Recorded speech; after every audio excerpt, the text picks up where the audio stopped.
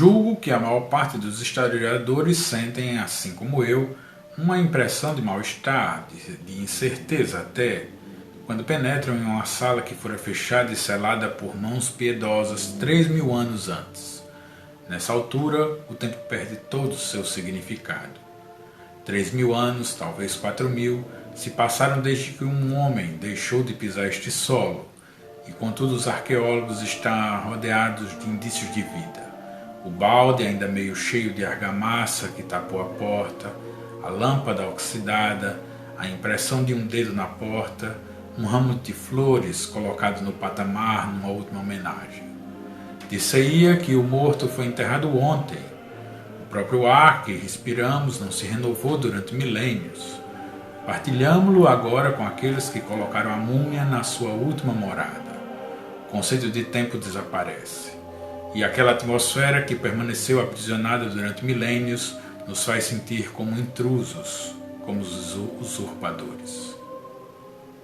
Tutankhamon, jovem faraó da 18ª dinastia, cuja sensacional descoberta da tumba em novembro de 1922, intocada há milênios e feita por Howard Carter, que talvez sem o querer revelou na frase anterior um dos maiores mistérios das antigas tumbas egípcias, o qual sem dúvida envolve até mesmo os mais avançados conhecimentos de uma misteriosa ciência que espantosamente roça a nossa moderna eletrônica.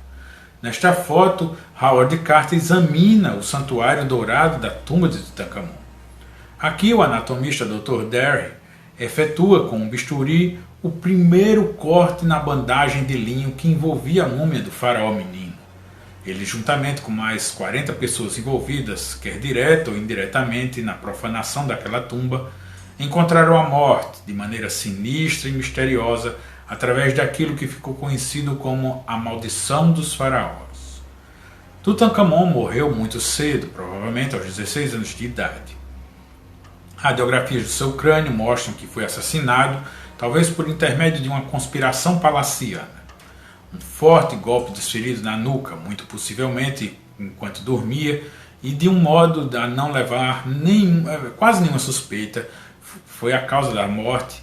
E na época, isso levou a sua jovem esposa obrigatoriamente a desposar o velho sacerdote Ai, que, inspirado no ambicioso general Horemheb, assumiu o trono do Egito.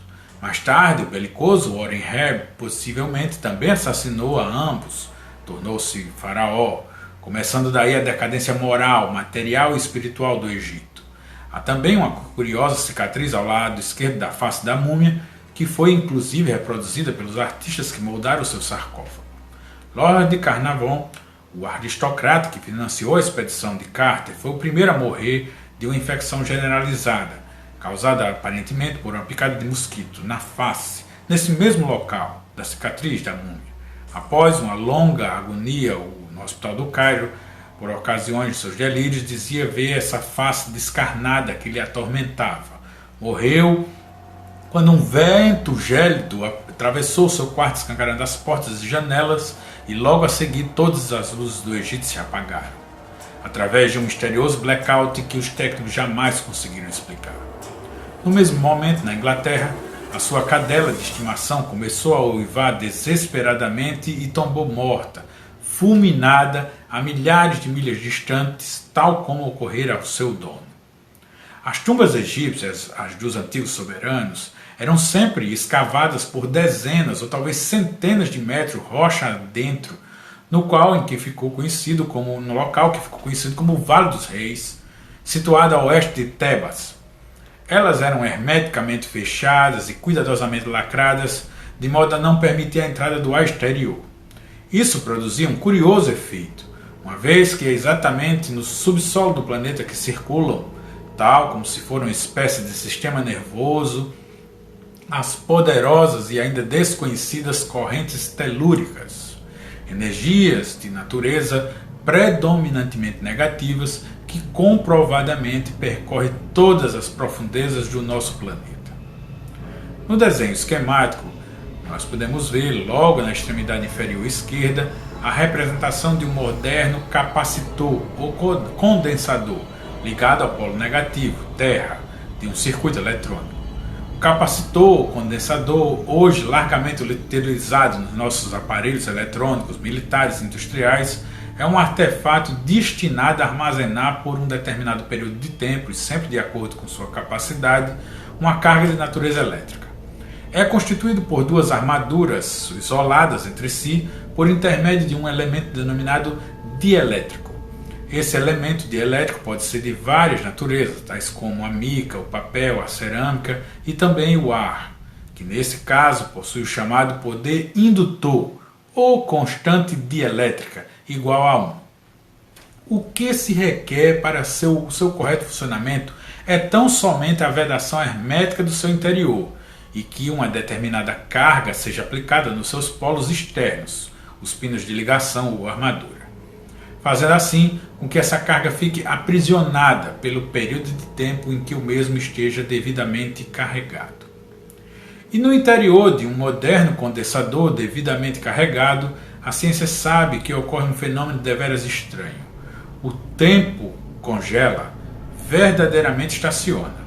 Ou seja, o tempo lá de dentro sofre uma espécie de torção e não é o mesmo que o daqui de fora. Em síntese, ele para lá dentro, mas continua aqui fora.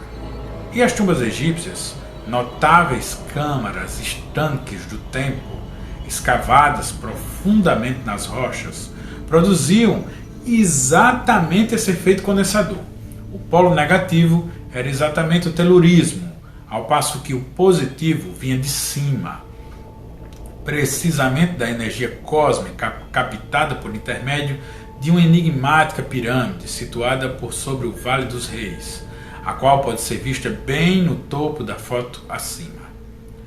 Assim, tal como em um moderno capacitor, as paredes das tumbas eram as armaduras externas e o ar, hermeticamente aprisionado, como dissemos, o seu elemento dielétrico. Mesmo hoje, os nossos modernos e mais sensíveis filmes conseguem captar certos espectros ou ectoplasmas, tais como esse que vagam aleatoriamente e de preferência por certos ambientes fechados e que contenham substâncias que possam emanar vapores, mediante os quais psiquicamente se alimentam. O mesmo acontecia nas tumbas egípcias. O efeito condensador mantinha essas sombras literalmente vivas e latentes, se alimentando das oferendas lá deixadas, tais como óleos, bálsamos, comidas. Isso sem contar a provável presença de elementos radioativos, atuando também como dielétricos, enfraquecidas por durante milênios, quando lentamente se perdia o poder de armazenamento do condensador e, notadamente, quando ocorria uma profanação, elas passavam a se alimentar do psiquismo dos profanadores, literalmente vampirizando-os e drenando a sua saúde e vitalidade, levando-os, por conseguinte, a invariavelmente à morte. E essas sombras escapavam assim para o exterior, prejudicando, segundo o esoterismo, o mundo dos vivos. Aliás, desde que começaram as profanações e os saques das tumbas, isso ainda nos tempos decadentes do Antigo Egito, essas sombras começaram a vagar pelo mundo dos vivos, causando a ruína das civilizações, as guerras, os infortúnios. Curiosamente, o sarcófago contendo a múmia de Tutankhamon é o único a ser mantido nos dias de hoje no seu exato local de origem, ou seja, a sua própria tumba no Vale dos Reis, 1.285 quilos do mais puro ouro e pedras preciosas, não repousam em um museu, como seria de se esperar. Superstição ou não, o fato é que dezenas de mortes e também os inexplicáveis acidentes que chegaram a vitimar algumas autoridades egípcias levaram o governo, pelo sim pelo não, a botar as barbas de molho e não mais perturbar o sono eterno do faraó menino.